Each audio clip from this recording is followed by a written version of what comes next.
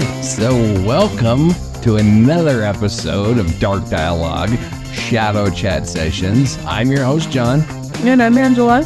And this is the show where we just kind of act stupid and silly and talk about strange and weird shit and have a good time and kind of lighten the load. We usually do this episode after we're done recording something dark and dreary, and it just is more lighthearted and kind of gets our mind right before bedtime. And so, yeah, we hope you enjoy them. John said that wrong. This is the episode where I act normal and he acts stupid and weird. Because I'm just this stupid and weird all the time. Is that how? That's how it goes. I'll wear that badge. You have an update for us on a case that we talked about on this show, which is kind of crazy. We run true crime shows, and we haven't had many updates to give, but yeah, we do have an update on this one. Let me find it, because I don't want to... And this is the crazy bitch in like Morel, whatever, Australia. Something sounds like mushroom Australia, right? Yes. Poison your family with mushrooms. So, Australian mushroom cook is convicted of triple murder after serving a fatal beef Wellington lunch. We talked about her a while back. Yeah, it's been a while. Yes, deliberately serving poisonous mushrooms to her estranged husband's relatives for lunch. So, you want me to read the verdict? Yeah, and the sentence. Okay, so the jury in the Supreme Court trial in Victoria State returned a verdict after 6 days of deliberations following a 9-week trial that gripped Australia. Patterson faces life in prison and will be sentenced later, but a date for the hearing hasn't yet been scheduled. Patterson, who sat in the dock between the two prison officers, showed no emotion but blinked rapidly as the verdicts were read. 3 of Patterson's 4 lunch guests, her parents-in-law, Don and Gail Patterson, and Gail's sister, Heather Wilkinson, died in the hospital after the 2023 meal at her home in Leongatha? Yeah, I think that's how you say it. Okay. At which she served individual beef Wellington pastries containing death cap mushrooms. She was also found guilty of attempting to murder Ian Wilkinson, Heather's husband, who survived the meal. Jeez, that's crazy. Yes. The jury concluded she poisoned her guests on purpose. Sure sounded like it to me. Mm-hmm. The guilty verdicts, which were required to be unanimous, indicated that jurors rejected Patterson's defense that the presence of poisonous fungi in the meal was a terrible accident caused by the mistaken inclusion of a foraged mushroom that she didn't know were death caps. Mm-hmm. Yeah. She didn't die. No. She's okay. Mm-hmm. So I'm trying to find if there is a date set for sentencing. Yeah. So I wonder, is Australia one of those places where, have you ever seen like a trial in Russia? Mm-mm. Where they actually have like a box. It's like a box that has glass on all 4 sides, but the prisoner is actually in the box. Oh wow. During yeah, because there's like a video of a dude who actually crawled through the ceiling, and they had to like get in there and pull him down through the ceiling and shit. Nice. But when it said that she was in the dock with 2 guards, I just had a vision of that, so I didn't know what that meant. I was kind of trying to understand that too. Because I know, like in the United States, you're presumed innocent until you're proven guilty, so... But I always wondered, like, okay, so what, you go to jail when you're done? So yeah. I mean, I kind of like the idea of keeping them in a box. Just in a box. Just hang out up there. At least some of these freaking creeps. But it does definitely give the illusion of guilt. Yeah. As opposed to, what we have in this country. But Yeah, there isn't a date that I can find yet. So we'll keep an eye on this because, yeah, we'll give you another update. I mean- Find out the bitch gets life in prison. yeah, Hopefully she does. I hope so. But with that, That was interesting. Crank this off. Yeah, let's do it. All right, well, that brings us to our strange headline segment. This is another real winner. Nice.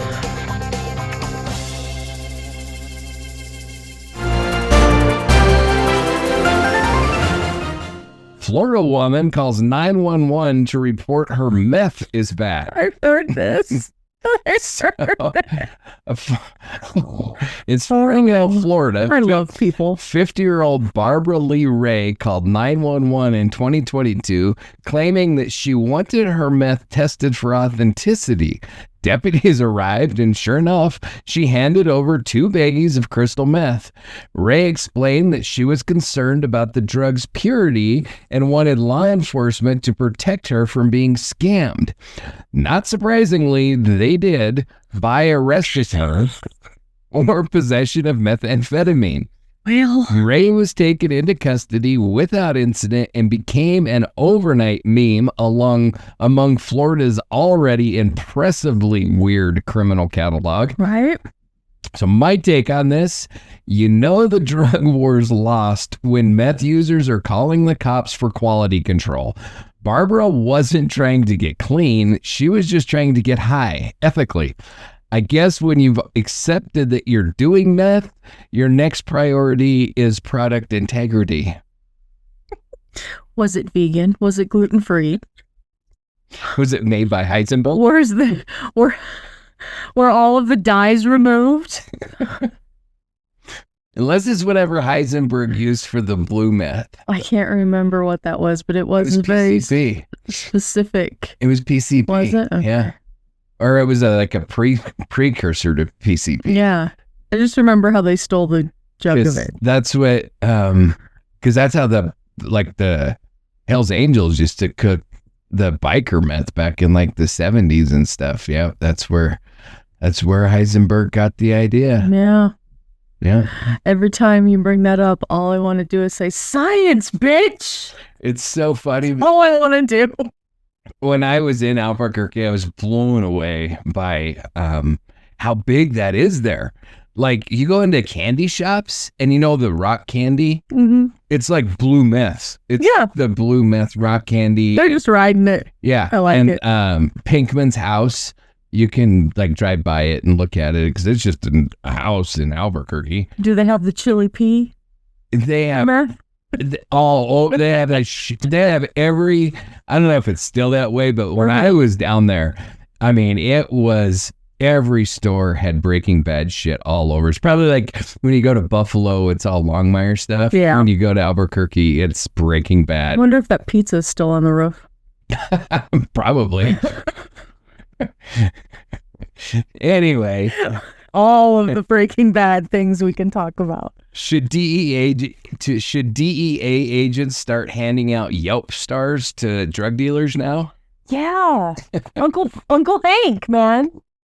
Get him involved. I always get such a kick out of these stories because I mean she's not the only one that does No. dumb shit like this, but what was she expecting? I mean, was she expecting him to like open an investigation into Oh, hell yeah. This is messed up. Tell us where you meth got it. distributor? Like, I mean, get her a refund, You're good. Here you go. a loyalty card, or what was she expecting? Be on your way. This is pure, man. Be on your way.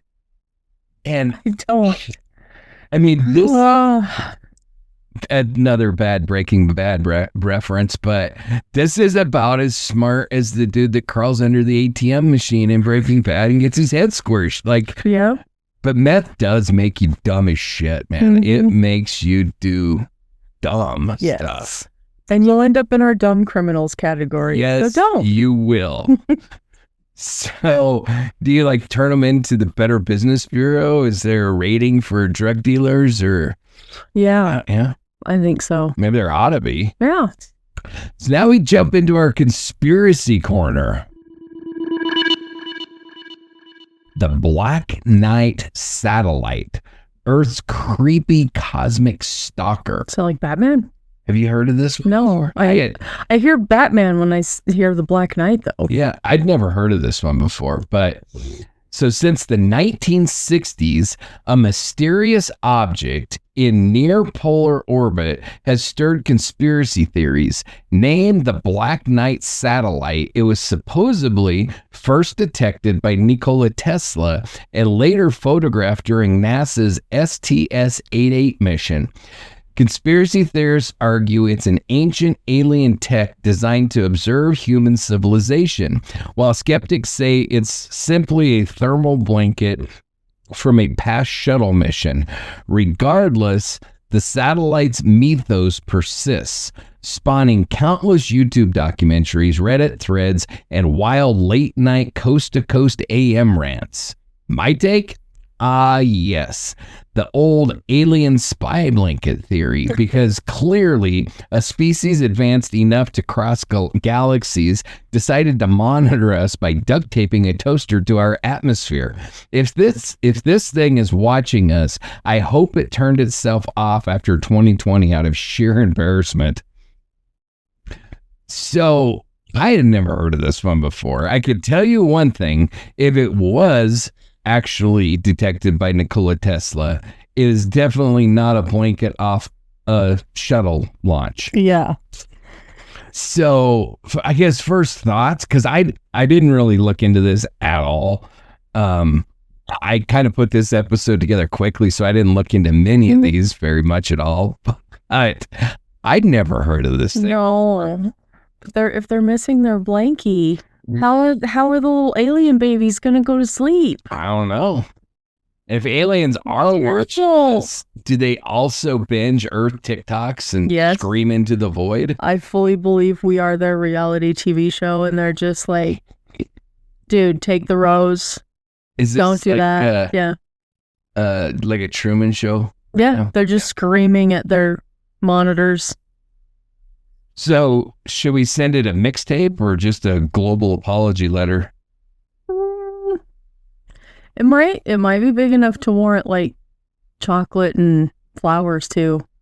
So, I mean, I think that, in my personal opinion, I don't think there's any possible way that this thing can be anything other than just some space garbage or something floating around up there. I mean, come on. I mean, it is Tuesday. Take out your damn trash. I mean, you know, that shit it gets like in that orbit or whatever, and it could just be there forever, just circling us. Just a random hood of a VW bug, just up there floating. So do you think it's more embarrassing if it's alien tech or if it's just literal space trash? Oh my gosh, that's a very good question. I'm going to go space trash just slightly. Yeah. More embarrassing. So too. Yeah. Now it's time for a Reddit rabbit hole. My houseplants are whispering at night. There's two? So, user You Soil Not Soul posted in Are Not Sleep about increasingly unsettling behavior from their houseplants. It began with subtle vine movements. Unruly bastard. Then came faint whispers around 3:17 a.m. Eventually, they claimed to hear one say, "So are you," for now, after they whispered at it. Commenters debated whether this was horror fiction, mental health deterioration, or just next-level horticultural trolling. The post ended abruptly with a single update. Quote, "I woke up, the fern is in the hallway," end quote. My take? This is why I only buy cactus. If a plant's whispering, "You're next," and rearranging itself like a leafy hitman, I'm out. I'm not negotiating with chlorophyll terrorists. I'm very upset that you said that phrase because next I was going to say, "Psst, you got any extra chlorophyll?" I seem to be running out. Did they wire you today? They did not wire me today. I mean, if your plants start talking back, is it time to water them or burn them? Waterboard them, maybe? Maybe waterboard though. Yes. Yeah. I don't know. I mean, I'm telling you straight up, a houseplant, well, it's gone. It's a dead plant. You're gonna live with haunted dolls, but your houseplant whispers and it's over. I'll take the plants all day long. Could this be a covert Venus flytrap uprising? Yes. Yeah, it's an army. Chlorophyll army. I mean, I think this is a delusional person. Oh yeah. That's what 100%. I think. 100%. But what if your spider plant wants to unionize? Good luck. What are your demands? I mean, is there? I don't like the color of the macrame you have me hanging in. I would like a different color. What movie is that where the plants, I guess there's been several. Oh yeah. But the one that's in my brain. Little Shop of Horrors? No, that wasn't it. I think it was The Princess Bride. Oh, the Forest of Impending Doom. Yeah. Right? It's something. It's called something like that. They have ROUSs. They have the sand. Yeah. What do they call that though? Damn it. Oh, people are going to be so mad at me because they know I love Princess Bride. I love that movie too, but I haven't watched it in a long, long time. Damn it. All right. Well, now it's time for the dipshit's diary. You do that. I have to know now. You've done pissed off the recesses of my brain.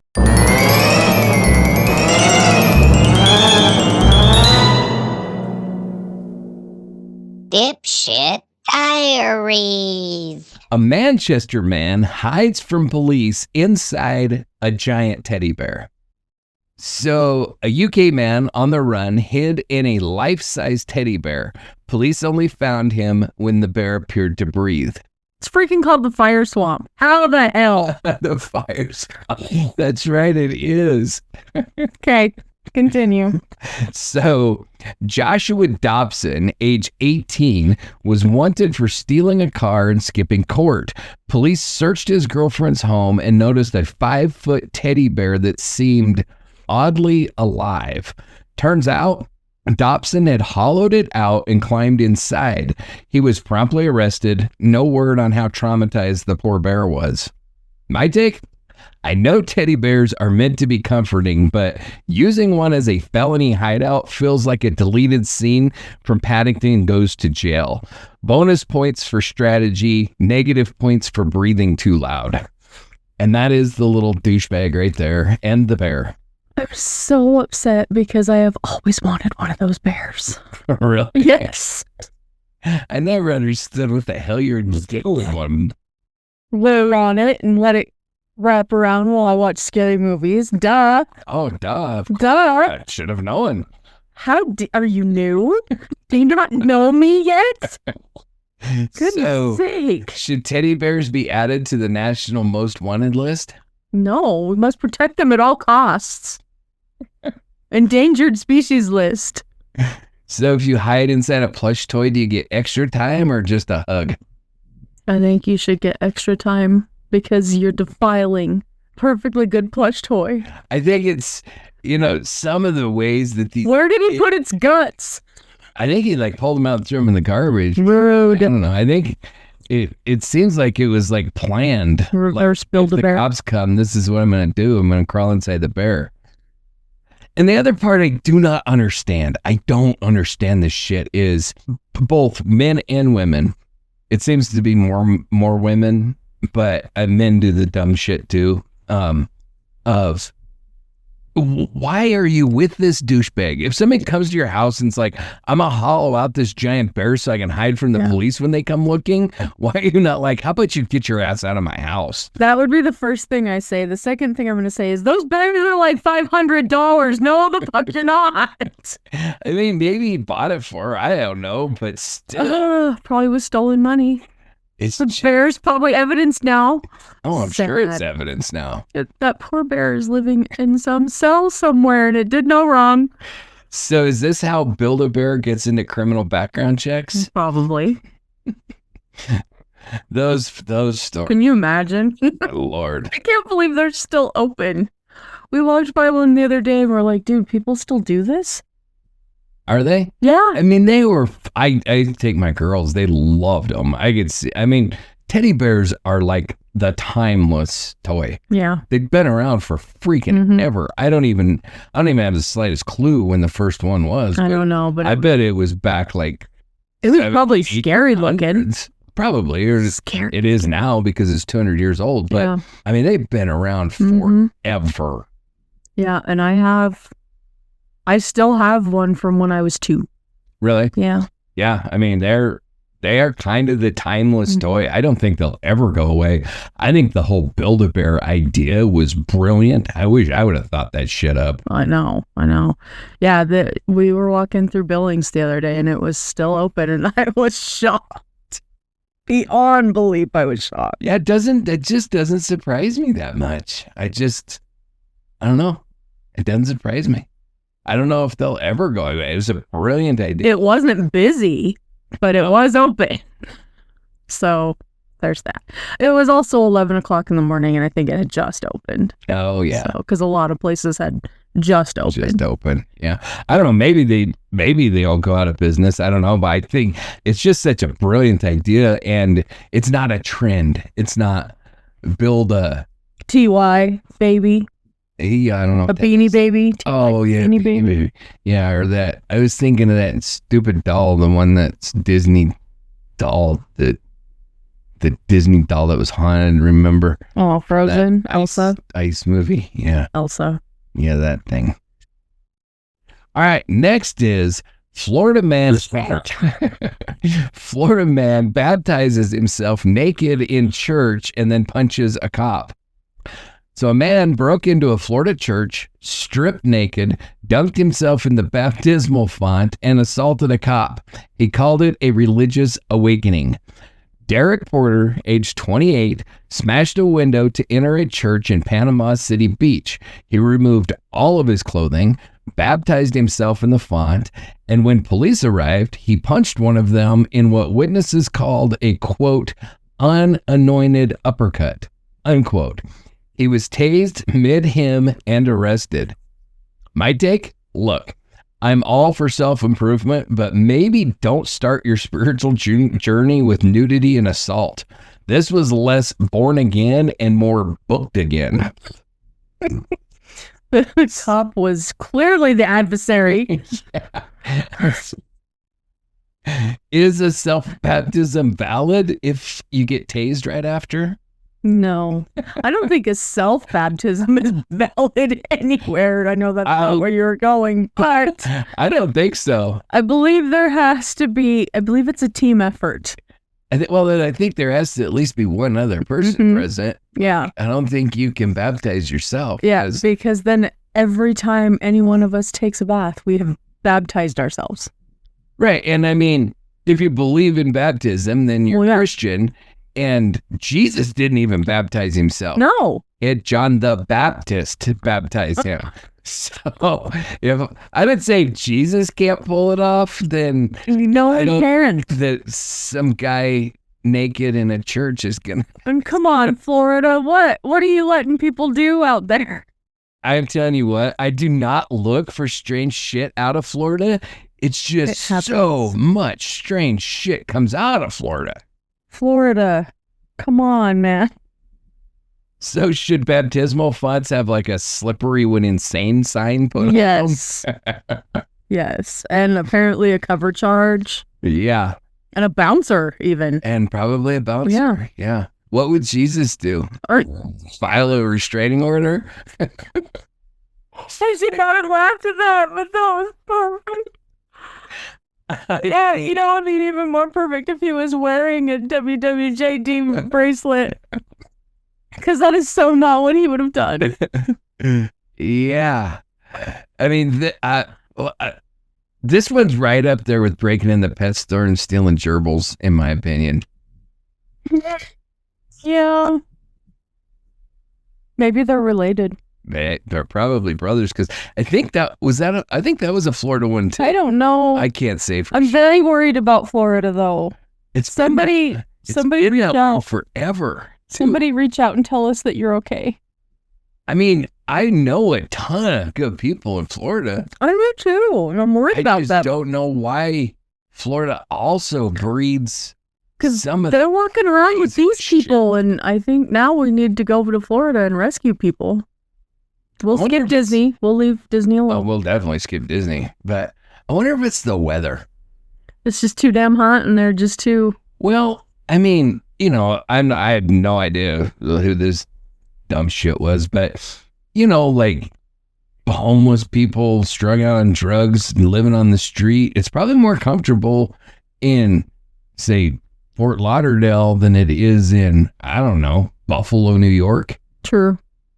So I wonder if they kind of like make their way down there. I know that Eileen Wuornos, that was one of the big driving forces for her to go to Florida because she grew up in the woods pretty much. Mm-hmm. And she was tired of freezing her ass off. Yeah. So she made her way to Florida. I wonder if it draws people like that. Yeah. You know?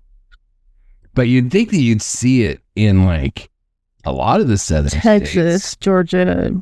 Southern California. Of course, you do see some Southern whack shit California. come out of Southern California. But then why is Portland weird? It's not warm-ish. Portland's weird because it's infected by California. Okay. We're starting to piss people off, so we should probably... Moving on. Moving on. A woman steals 400 pairs of panties, says it was stress relief. I have got to hear this. A Tokyo woman shoplifted 400 pairs of women's underwear and told police she was stressed out. The city is still confused. So the 34-year-old subject targeted multiple stores across Tokyo, amassing a lacy archive of approximately 400 pairs of panties. When arrested, she told officers she didn't even wear most of them. She just liked having them. Officials called it, quote, one of the strangest stress responses on record, end quote. My take? Stress makes me eat carbs. This woman turned her anxiety into a Victoria's Secret's annex. If stealing underwear is therapy, I have questions for her therapist and probably for her closet. And that is actually a Tokyo News photo of, yeah, that's a lot of underwear. Emotional support lingerie. Yeah. So how many pairs of underwear cross the line from collection to crime scene or insanity? 399. Is that what it is? Yeah. Is she starting a black market or is she just testing her? I would like to know how much any of them were worth because black market is possible. I don't know. Stress relief? You know what blows my mind? Completely off subject, but you know what blows my mind is the number of like women's underwear on like Facebook Marketplace. I would have a hard time believing that's a thing. Like, who in the hell's buying used underwear on Facebook friggin' Marketplace? I don't know. But it's probably men that we talk about. I don't think so. On the other shows. I think it's women. I think women. I don't know. I find it. I am not. So bizarre. It's so odd to me. I am not. But I believe in haunted shit, so I just don't buy much stuff. Well, I certainly ain't buying used underwear. Yeah. But just I have no full words for that. So what did the arresting officer even write on the report? Under pressure and undergarments? Yes. I mean, to me, honestly, I found Victoria's Secret. I think she's probably a kleptomaniac. She's hoarding 400. Like she has to steal them when it's probably like truly a mental disorder. I'm glad it's that than like causing physical harm to somebody. Yeah. I mean, of course, I don't condone thievery, but it's better than murder. That's for sure. Well, I mean, yeah, on the scale of bad things. But I mean, I know that like kleptomania is a thing. It's pretty rare, but this one sounds like it might be a compulsion. Like She couldn't help herself. She had to take them if she saw them. So freaking strange. To me, the strange part too is that she was a woman. Like if a dude did this, it would have been strange to me. It would have been stranger if it was a dude. See, I don't think so. I could see dudes stealing women's underwear, but a women stealing women's underwear? Were they used? No, I think it's all from stores. I don't know then. I don't know either. I don't know anything about any of this. But I do know that it's time for the weird shit. Yes. And how that didn't make it in there, I'm concerned. Well, the funny part is as I'm going through this now, I'm like, where does this one fit? Right? You just have to kind of throw it down at the wall and here.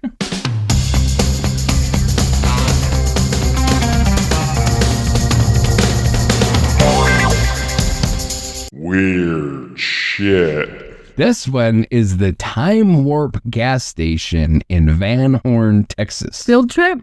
So, a remote gas station outside Van Horn, Texas, has developed a reputation for bending time. Locals whisper about lost hours, frozen clocks, and strange feelings of deja vu that have no business existing near a bathroom key attached to a hubcap. Multiple Reddit threads and regional blog posts document strange reports tied to a now defunct gas station just off I-10 in West Texas. Travelers have reported pulling off to get fuel or use the restroom only to find themselves arriving at their destination 2 to 3 hours late with no memory of the delay. Some claim their digital watches and phones froze. Others describe disorientation, nausea, or a feeling of being, quote, paused.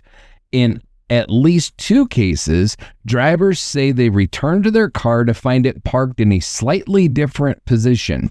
Skeptics chalk it up to fatigue, dehydration, or West Texas weirdness. Others argue it could be a natural magnetic anomaly, or, for the tinfoil hat crowd, a man-made temporal field. Paranormal enthusiasts referred to the site as a, quote, micro time slip, similar to the infamous Bridgewater Triangle or Alaska's missing time hotspots. My take? It's not every day that you hear someone say, I stopped for beef jerky and woke up in the future. If this is a time loop, it's the most depressing one ever. You get stuck in a 1997 Chevron with a broken slushy machine and a rack of dusty Slim Jims. Honestly, if this is how time travel starts, I hope the DeLorean has better snacks. That's how long those hot dogs have been turning in there. Right. Yes.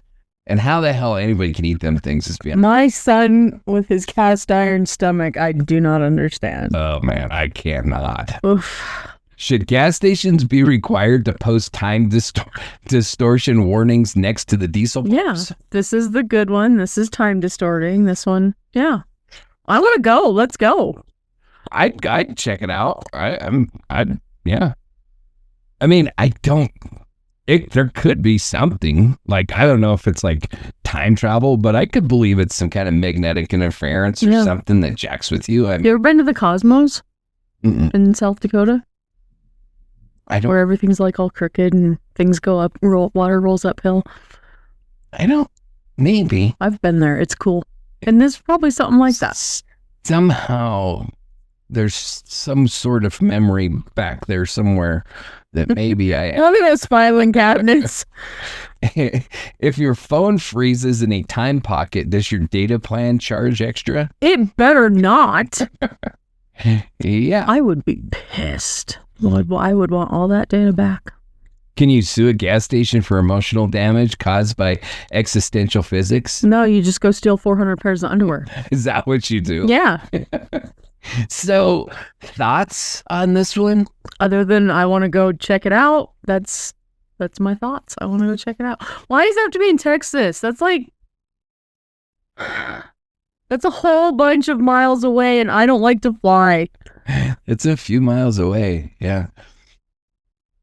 So I don't know. I mean, I don't think it's like a time thing, but I think it could be like some kind of magnetic interference, something weird, harmonics, electromagnetic fields, something along those lines. Okay, I know people in Texas. Find out again where that's from, and I will send these people there. It's in Van Horn, Texas. Okay. And I'm pretty sure that that's the station. Magnolia Station. All right. I got some people. People, if you're listening, you know who you are.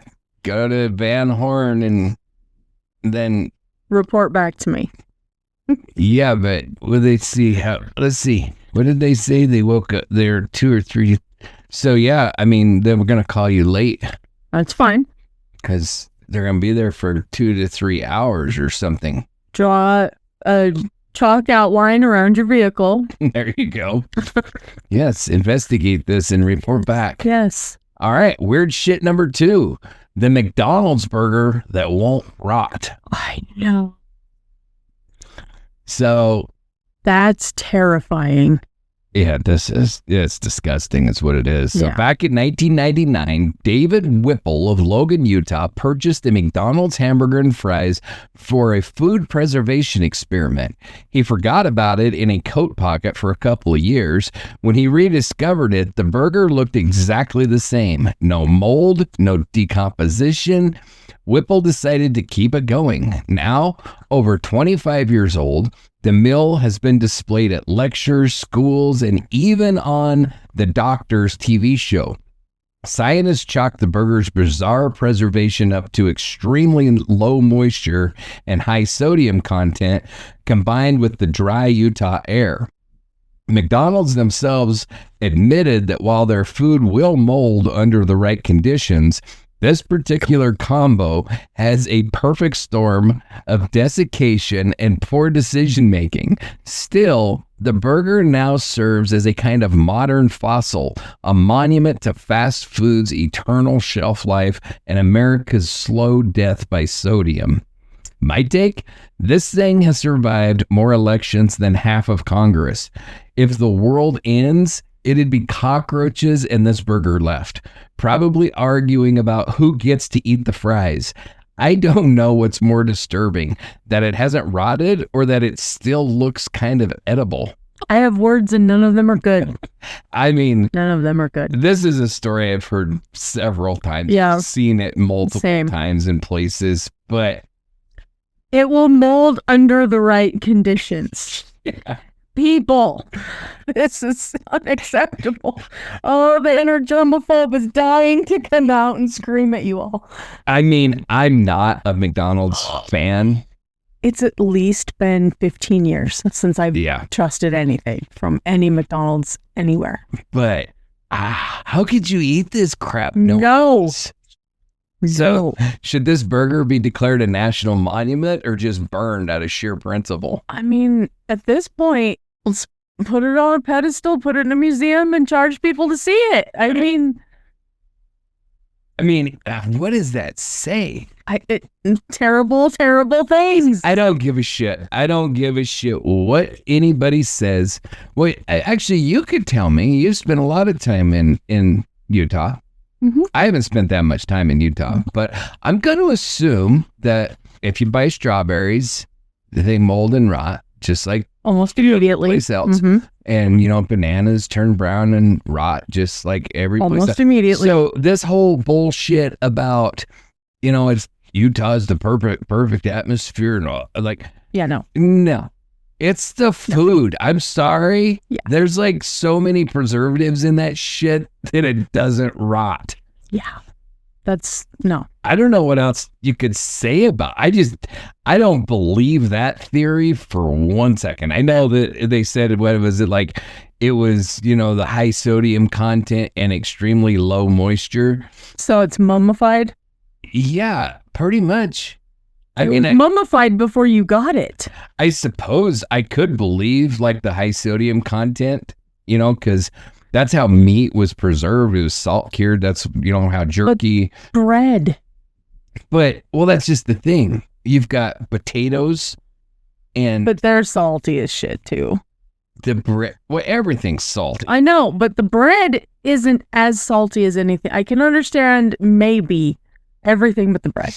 Yeah, but then like the other part that I don't understand is, unless it was like just clear, plain, I don't know, but there's usually like ketchup and mustard and a couple pickles or something like that. Yeah, but that's got a lot of salt too. Yeah, but dehydrated onions, I love them. You can't preserve everything. No. Like you can beef jerky. Yeah. You know what I mean? And to say that, okay, so there's extremely low moisture content in the burger. Well, and what's high wrong salt. with his jacket, though? Okay. He just never wear his jacket for 3 years? Just whatever? That part's weird, too. Like, come on, dude. Who forgets a hamburger in their jacket pocket? I don't. But yeah, A toddler? Could we use it to plug holes in leaky dams or as insulation? I think we should try now. No kidding. So if you microwave it now, do you summon a demon or just get arrested? Ronald McDonald as a demon. Yeah. And I gotta believe that if you ate it, I'm sure it'd taste terrible, but you'd probably be fine. No, I don't. I'm just talking about the physics of it. Like, God. if it doesn't rot, it probably doesn't. It wouldn't have the bacteria. There's no possible way it could. Gosh. Because the bacteria is what causes something to rot. All of the voices in my head are screaming right now. I don't even know what to say, but it's terrible. Yeah, there is a reason I avoid fast food. Yeah. I've gotten to the point where if I had found something in the past that I liked at a place, I will make it myself now. Yeah. So, yeah. So weird shit number 3, the lyrebird that sounds like a chainsaw. This one's interesting. Australia's lyrebird is already known for mimicking other birds, but one in a wildlife sanctuary has gone full doomsday soundtrack. It now reproduces the sound of chainsaws, camera shutters, and construction drills perfectly. The lyrebird, found in southeastern Australia, is considered one of the world's most advanced vocal mimics. In 2021, a male lyrebird at the Taronga Zoo in Sydney gained viral attention after flawlessly imitating construction noises, including chainsaws, hammering, and human screaming. The mimicry was so accurate that visitors thought they'd stumbled into a building site. Lyrebirds develop their sound banks by listening to their environment, which in some cases include months of nearby renovations and tourists. They can also replicate alarms, ringtones, and even the click of DSLR cameras. While stunning, the phenomenon has sparked debate about stress in captive birds and what it means when your local fauna starts mimicking heavy machinery. Either way, the lyrebird is nature's answer to the do not disturb sign. It yells back with power tools. My take? Imagine being deep in the forest and suddenly hearing a chainsaw. Yeah. It's coming from a bird. That is not nature. That's a Scooby-Doo episode. If these birds evolve to mimic police sirens, we're all going to die of anxiety.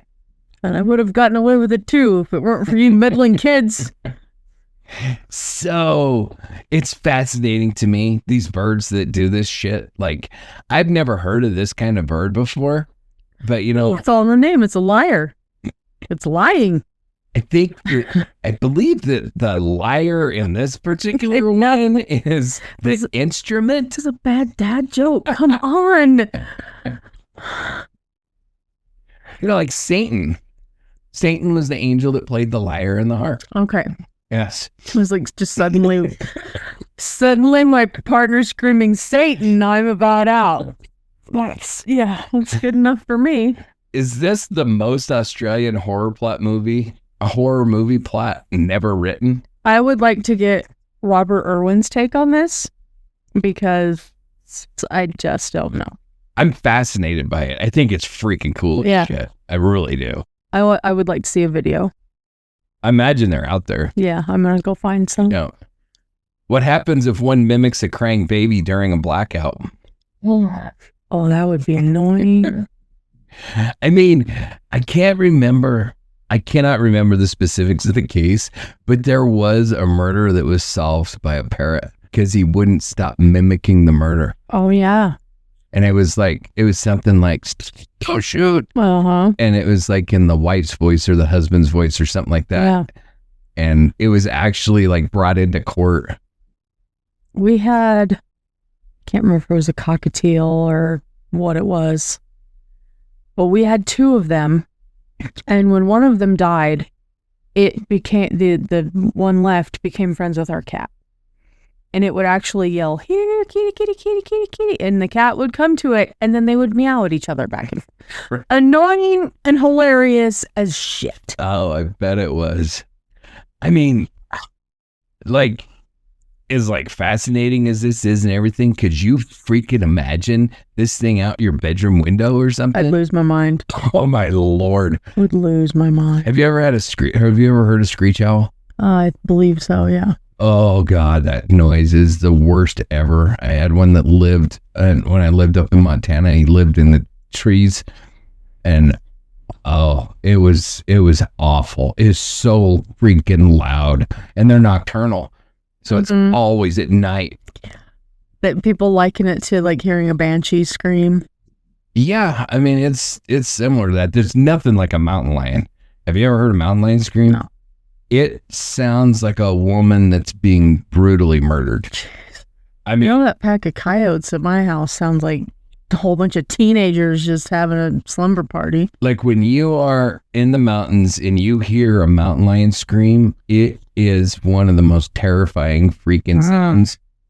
And then if it's the first time you're hearing it, you're like, "Oh my God, there's a murder going. What is that?" How do you differentiate? What if there is a murder going on? I mean, there is a distinction to it. Okay. But if it's your first time ever hearing it, it is a creepy freaking sound. Okay. It is. And well, then even if you know exactly what it is, I don't know what's better. I don't know if I would rather come across a serial killer in the mountains or a mountain lion, because I think I'd have a better chance against the serial killer. Really? I was thinking mountain lion. Oh, I don't believe I stand a chance against a mountain lion. They terrify me. Like I'd rather come across a bear, because at least you see it coming. Yeah. Like when a mountain lion attacks you, they're stealthy. they land on you from a cliff above your head. You never even know they're coming until their freaking jaws are around your neck or something. And cats are extraordinarily efficient hunters. Mm-hmm. And yeah, they're very, very good at killing things. And if you doubt me, just watch your freaking cat with a mouse or something. No, I don't doubt you. I just still... As a matter of fact, I'm pretty sure that the common house cat is the most efficient hunter in the world. That's funny.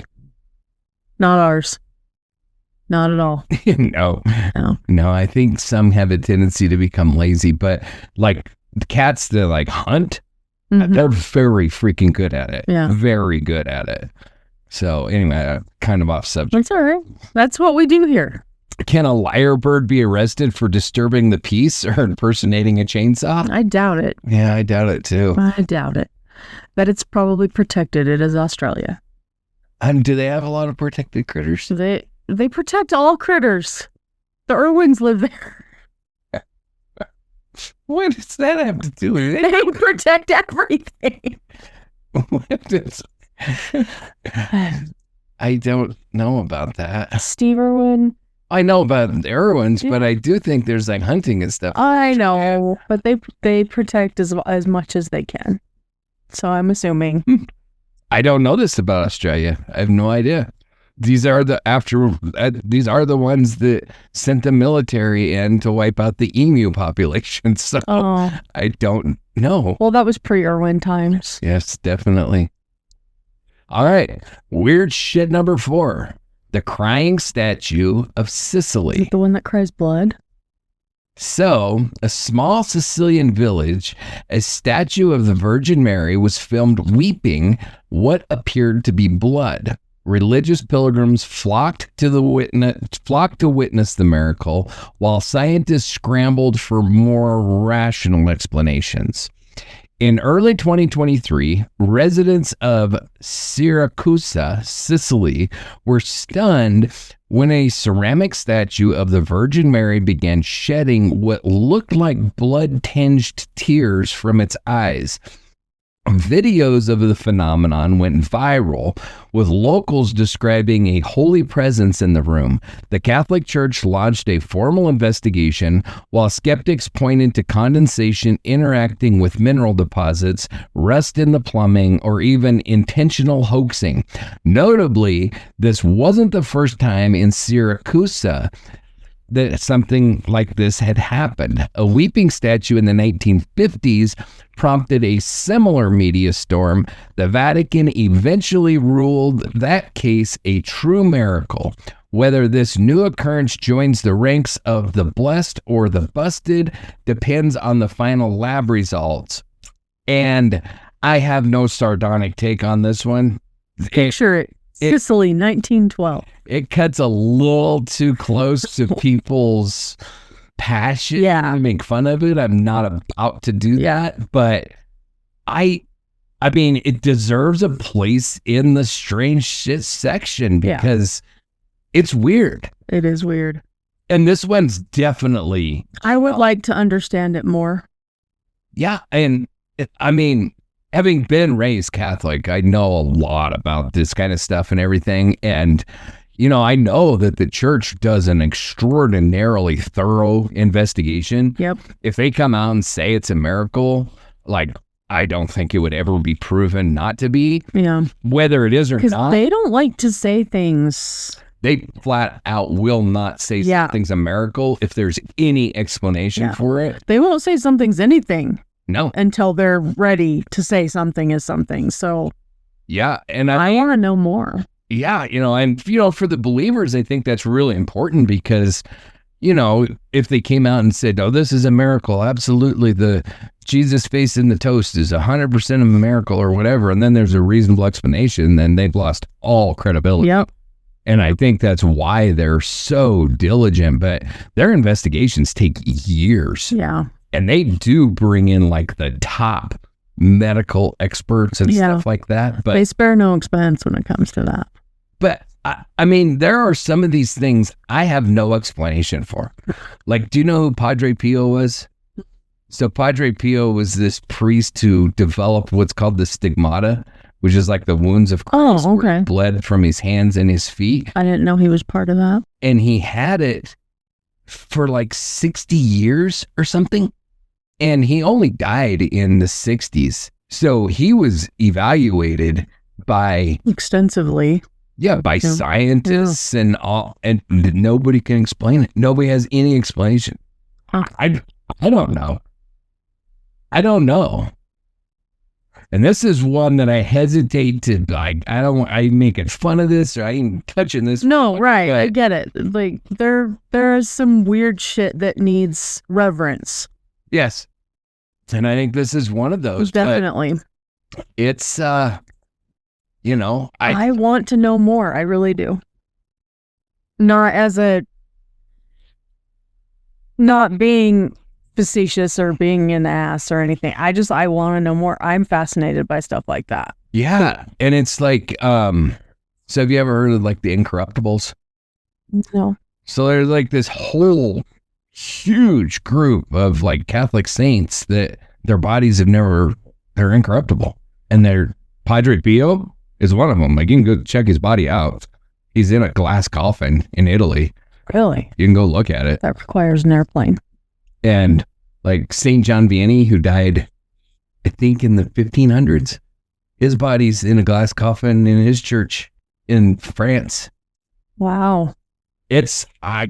I got nothing. I read this book. It's called The Incorruptibles.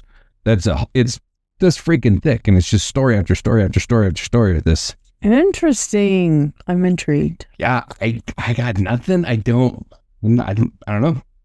But brings us to weird shit number 5. The man who ate an entire plane. Now, I don't like to fly, but I'm not taking it this far. So, French entertainer Michel Letourneau made history by consuming, don't speak French, I know. over the course of 2 years, a full Cessna 150 airplane, wings, bolts, tires, everything. This is not satire. So he was known as Monsieur Megatot, which means Mr. Eat-All. Became famous in the 1970s for eating things no human should digest: glass, metal, rubber, and ultimately an airplane. Between 1978 and 1980, he consumed an entire Cessna 150 in small ground-up pieces. Lotito suffered from pica, which is a psychological disorder that causes people to crave non-food items. But he also had a freakishly resilient digestive system, including twice the average stomach lining thickness and acids strong enough to dissolve metal. He would wash pieces down with mineral oil and drink copious amounts of water during performances. Doctors studied him for decades. He passed away in 2007 from natural causes, leaving behind perhaps the most unusual diet in human history. My take? Forget man versus food. This was man versus aircraft, and he won. If you've ever felt guilty about eating an extra slice of cake, just remember, this man digested a tire. Somewhere out there, someone's probably trying to beat his record with a Prius. Oh, no. Someone is probably trying to beat his...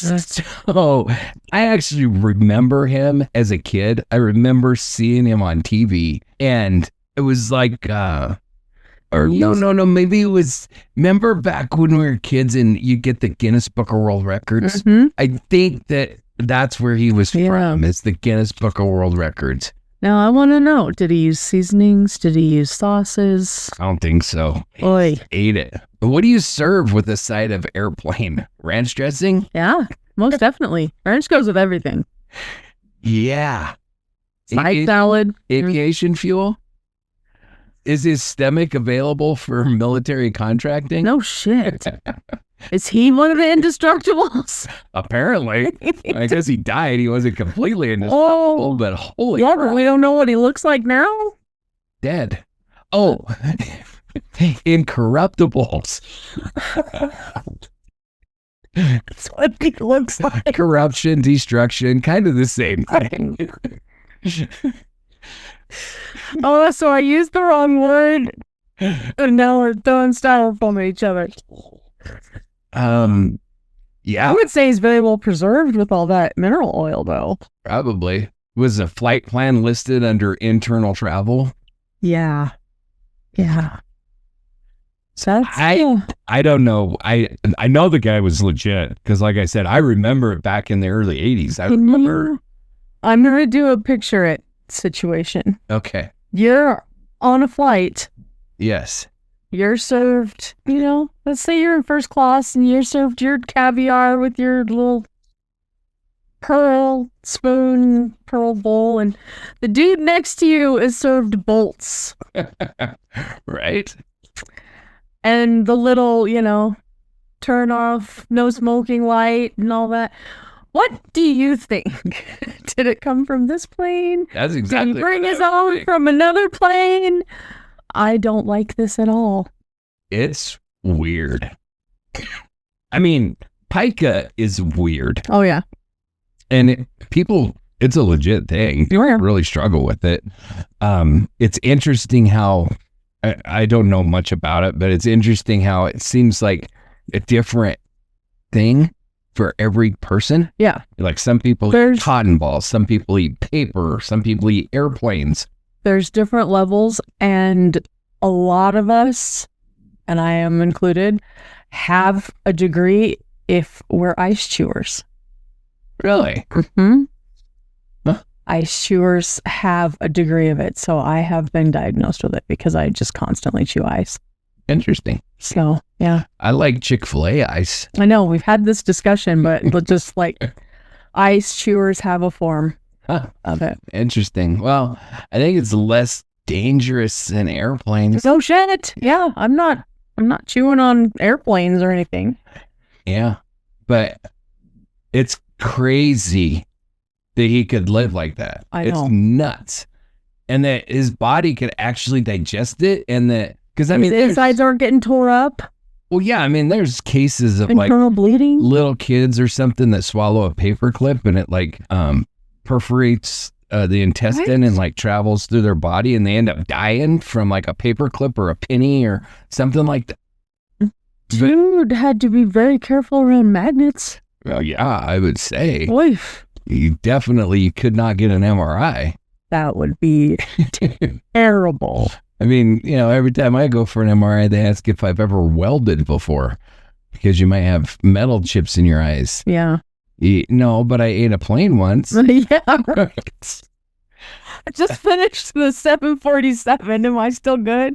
And then I realized that, how do I word this in a non-gross way? But the eventual conclusion to digestion, that part has to be extraordinarily uncomfortable.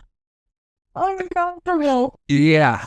I think uncomfortable is an understatement. I don't know how you pass the system. Yeah. That's what the mineral oil was for. I'm sure it was lubing it up. That was what it was for. Oh, this episode took a turn. Not my fault. Well, maybe it was, but I feel still. Oh man. Yeah, Do you have a family? You don't look into these. Damn, these are stories I don't need to know. How do you go on a date with this guy? I know, and I mean, so obviously he had to eat normal food or he'd have died of starvation. You can't live on a Cessna. I mean, you might be able to freaking eat it. You might be able to digest it, but you're not getting anything. I guess minerals. We have plenty of mineral content, but I mean, and then that brings up another question of I mean, if he's digesting it, he probably is absorbing the iron and the magnesium and stuff. Look, too much iron is a bad thing. How do you, I don't know, man. That is not the food pyramid I grew up with. No, me either. Mm-hmm. That is a bizarre one, but that's it. That's all I got for us tonight. All right.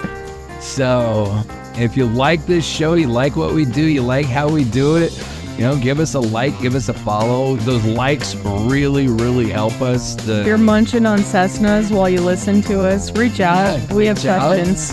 But the stupid algorithm things, I don't understand how they work, but they do like it when you like us. So give us a like, give us a thumbs up, give us a follow. Helps us out a whole bunch. Feel free, like Angela said, reach out to us if there's stuff you want us to talk about. Share us with your friends. On the true crime side of things, if there's cases you want us to look into, stuff you want to hear about, let us know. And that is at info@darkdialogue.com. We also have the Adoptive Victim Program and the Dark Dialogue Collective. You can get more information on that on our website at darkdialogue.com. And if you want to help us out, buy us a coffee, help us keep this thing on the tracks, feel free to support us on Patreon or on Coffee. And that's it. Do you have anything to add? I don't think so. All right. So this has been John and Angela. Wishing you a good night.